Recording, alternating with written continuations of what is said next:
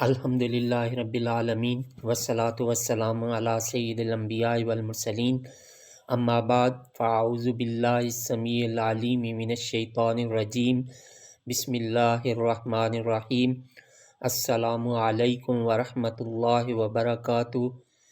عزیز طلباء و طالبات، آج ہم سبق نمبر 230 سورہ الزمر آیات 10 سے 31 کے الفاظ، مادہ، معنی، ماضی، مضارع، امر اور مصدر کے حوالے سے ان آیات طیبات کا جائزہ لیں گے۔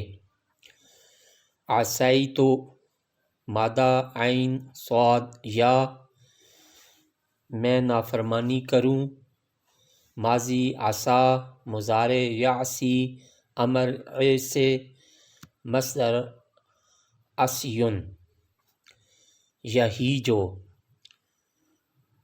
مادہ ہا یا جیم، معنی خشک ہو جاتی ہے، ماضی ہاجا، مضارع یہیج، امر ہج، مصدر ہیجن۔ شرح، مادہ شین را ہا، معنی کھول دیا، ماضی شرح، مضارع یشرح، امر اشرح، مصدر شرح۔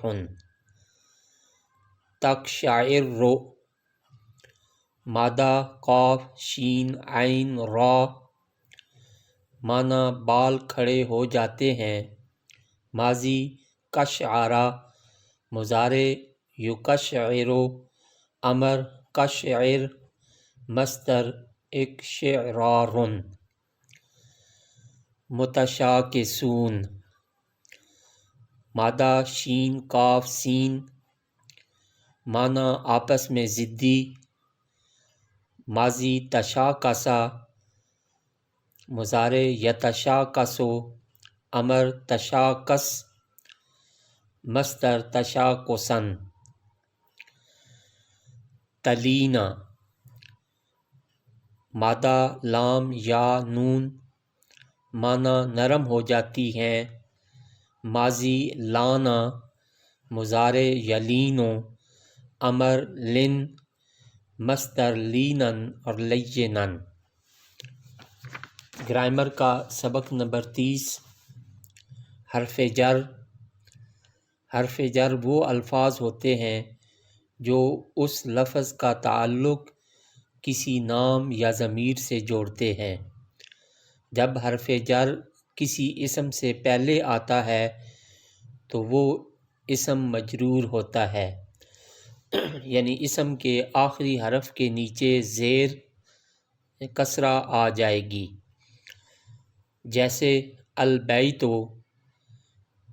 فی البیت، المکتب، علی المکتب، المسجد، الی المسجد، البیت، من البیت۔ من کے بعد ال آ جائے تو من کے نون پر فتح لگاتے ہیں۔ والحمدللہ رب العالمین۔